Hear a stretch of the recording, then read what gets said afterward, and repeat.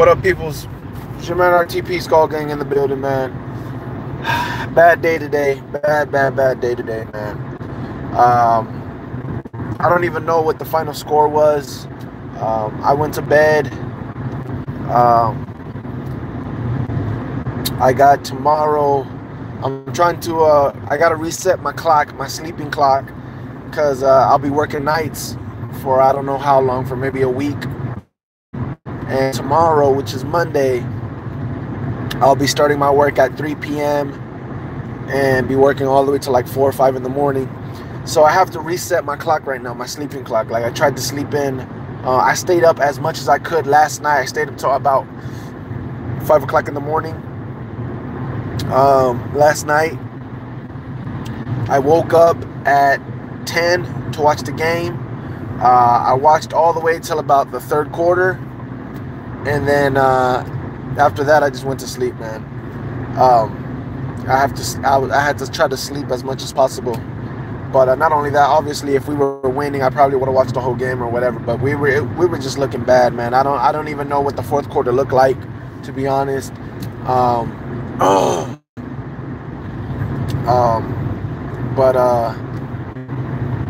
all in all, man, it was started off as a good day. Besides the game and the outcome and the productivity, it was great to see Vita Vea play. It was great to see Rojo in there. It was great to see Jameis back in there. I feel like the season has finally started. You know what I'm saying? Like the start of the season is going to be week 6 against Atlanta Falcons. I feel like it's finally the start of the season, you know. Unfortunately, we're going in there 2-2. I believe Saints might be in first place right now. We're tied second, I believe, with the Panthers. As far as the game, man, offensively, I really don't care what happened offensively. Fitzpatrick has definitely came all the way back down to earth. And I'm so glad. And I'll tell you this, though. I am really glad that we got to put Jameis in and let him get some reps in the second half. That's huge. That's huge for us. Unfortunately, we were able to do that. But that's just, I'm glad we did that. So against the Falcons, he should be ready to go against the Falcons. Defensively was just, good Lord. Defensively was just garbage. There's not even much to say, to be honest. This was one of those games where I probably have like one of these games like every 2 years where I say, bro, just throw it away. Throw away the tape. Don't even look at it. Throw it. Nothing we can get from it. Nothing we can learn from it. Throw it away. Obviously, there is one thing we can learn from it. I hope I didn't just pass my exit. The one thing is, you know, it is what it is, man. We got a lot of youngsters in that secondary, and we got exploited. That's nothing else to say, man. We got exploited, bro. We got exploited. We have a lot of youngsters in that secondary, a lot of rookies, second-year players, first and second-year players, and we got exploited, bro. This was one of the things that I was worried about in preseason, when I was saying, you know, I'm not sure about my secondary yet, you know. There was two things. There was one, do we have the players? You know what I'm saying? Do we have the players? Are these players good enough to play football in the NFL? That, I believe that question was answered. Yes, we got players good enough to play in the NFL. They can cover, they can play defense and all that stuff. Now, with the game, oh shit, come on. Would the game be too fast, you know, once the regular season started? And I think we answered all those questions. The game wasn't too fast. But now what happened today was we got exploited. And what happened today was they did what we've seen happen to our secondary before. When we have young players, and this happens a lot. When we had E.J. Biggers, remember back in the days when we had E.J. Biggers and all those young ass corners, what happens is they bunch them up. They bunch them up. They bunch up the wide receivers to one side, and that's basically what they were doing, man. They were bunching up the wide receivers to one side, and they were killing our secondary with that because our rookie corners, our second-year players, all the youngsters, they were just getting confused. They were just getting confused. I'm supposed to get him. You're supposed to get him. This is the biggest. Right now, we just saw the biggest reason why Vernon Hargreaves was such a loss for us. This game shows you exactly why Vernon Hargreaves was such a huge loss for us. You can see that there was no communication going on in the secondary. We came out here and, man, I don't know if it was because of the Steelers game that they got so confident that they felt like, oh, you know what you're doing, you know what you're doing, you know what you're doing. And there was no communication. I don't know what was going on, but there was definitely no communication, and we were looking terrible. Basically, their game plan was shout out to the Chicago Bears, shout out to all the Bear fans and everything. They came with a hell of a game plan offensively. To be honest, I don't think, like I said, I didn't see after the third, but I don't think in the first half the Bears really didn't do nothing. That was all us and the quarterback, Ryan Fitzpatrick. But as far as defense, what they did was smart. They took advantage of our linebackers. Our linebackers could not cover Cohen. We could not cover Cohen when we were in man. Our linebackers could not cover that running back out of the backfield, or running backs out of the backfield when we were in man. And then when we were in zone, that's when they would take advantages of our rookies, and we would get mixed up because they would see, okay, they're in zone, let's bunch up our wide receivers and y'all do your different routes and we'll see what corner messes up. And that's basically what they did, man. They took advantage of us and they made us look stupid, man. Everything was working for them. Everything was working for them. This was such a bad game, man. It was such a bad game. Obviously, probably tomorrow I'll watch the whole thing again. I might break it down more. Most likely, I probably won't. I'll just make another video or whatever. And this is one of those things where I was expecting to lose this game. I was expecting to lose this game and chalk it up as we had to show you that Fitzpatrick is done. Can we get that stupid shit over with and get Jameis back in here so now we can start balling and now be the real Bucks that I've been saying. So I was expecting, well, not expecting to lose, but I was going into this game kind of like, if we lose, we lose, whatever. Like, you know what I'm saying? Kind of like, not really like the Steelers game. I was going into that game really wanting to win that game. But this game, I was going into it like, we'll probably be exposed as far as Ryan Fitzpatrick because of the Bears D-line. And it is what it is. We'll probably lose this game, blah, blah, blah.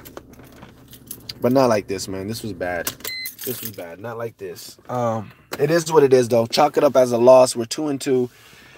We got the bye week. I think the bye week, I mean, honestly, the bye week, I'm glad we got a bye week, honestly. Let Jameis get back into repping with first team. Get the defense prepared. Mike Smith, I seen a couple videos. Well, no, let me not say that. I seen one video already, and it was pretty much what I expected to see on the video. A whole bunch of Mike Smith, you need to be fired. Mike Smith, your defense is garbage. I even heard Mike Smith, your defense is old or whatever, that was retarded. The defense was terrible, but it really had nothing to do with Mike Smith. We could have maybe called some better plays. Offensively and defensively, we could have called some better plays. And there was one thing I did agree with. It did seem like we were running like Dirk Cutter was calling the plays again. It did seem like that. Like the play calling definitely, offensively I'm talking about right now, the play calling definitely did feel like last year for some reason. I don't know if Dirk Cutter was calling the play or if Monken was still calling the plays. I don't know, but it did definitely feel like last year's play calling. What was I saying? And that could just be simply because the way we were so aggressive in the first couple of games, we know we can't do that no more because we know that teams are going to be protecting for the deep ball now. You know what I'm saying? So we can't be that aggressive anymore. So it could just be that, or it could be that Dirk could have started calling the plays again, and it felt like it. So I don't know. It could be one or the other. But as far as the defense, man, and Mike Smith has nothing to. Mike Smith, I mean, it's his defense or whatever, but still, he really had nothing to do with this. It was really the players. It was all players. Like I said, there was no communication in the secondary at all, going on at all. The only communication going on was after the play was over and they turned around and like, what happened? What happened? What happened? Y'all need to be doing that before. Like, I could go off right now on these players, and I want to. The only thing is, like, I know they're rookies, so I'm just kind of like, you know what? I'm gonna pump my brakes, man. And I'm kind of too tired to do it anyways. But basically, y'all need to be yelling at each other before the snap and making sure y'all know what y'all doing before the snap. Honestly, I don't feel like reading your guys' comments. I'm not going to read them. I know there's a few of them on there, but I'm not going to read them because I want this to be over with. Because I'm about to go back in my room and chillax for a little bit. Oh yeah, man, this game, I gotta piss so bad. This game was definitely on these defensive players, man. These youngsters, they gotta go back to the drawing board, and that's what I hope they take the time for this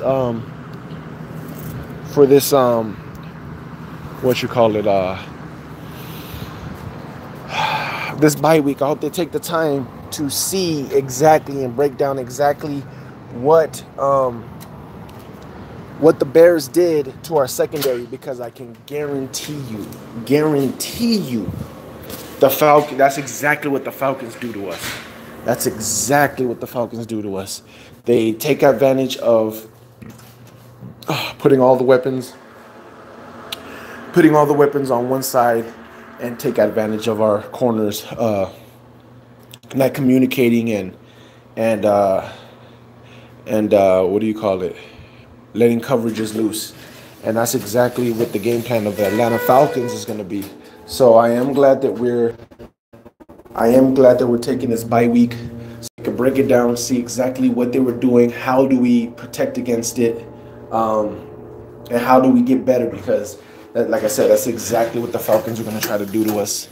And this will have us way more prepared, way more prepared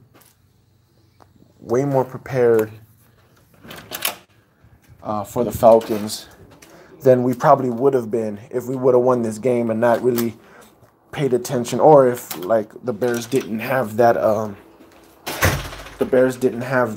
game plan.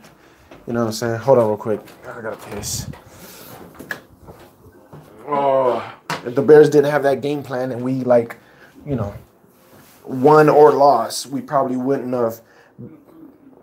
This game probably would have happened to us against the Falcons, because that's what the Falcons do, bro. They love doing that to us all the time because they have Julio. So what they do is they take Julio and they make us focus on Julio so much, and then we end up losing coverage on somebody else, whether it's Sanu. Most likely it would have been Calvin Ridley. You know what I'm saying? So I'm glad that the Bears did this to our secondary right now. You know, obviously I don't want to lose, but at least we'll be really prepared for the Falcons. I'm going to read your guys' comments real quick. Panthers God, got popcorn, peanut. I'm out here in Chicago pissed. Yeah, man, bro. I was watching your videos, man. Panthers God said you aren't tied second. You dummy, you're third. Why would we be third? You guys only have 2 wins, right? P. Nash, they play calling on both. I mean, I don't care. I don't even care for 4th right now, bro. P. Nash says the play calling on both sides was shitty. Rocco says Mike Smith gotta go, man. Defense is trash. Like I said, it's really the defense. It's really the defensive players in this game.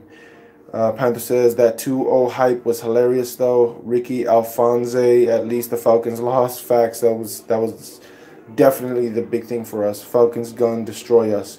We'll see what happens, man.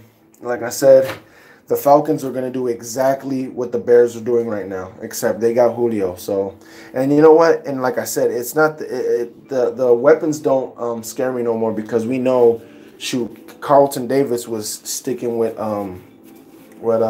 Antonio Brown. You know what I'm saying? So I'm not saying that they're gonna shut down he's gonna shut down Julio or nothing like that. But I'm just saying it's not like we know we have corners that can play decent and not let somebody go ham on us when they're man on man or whatever you want to call it. But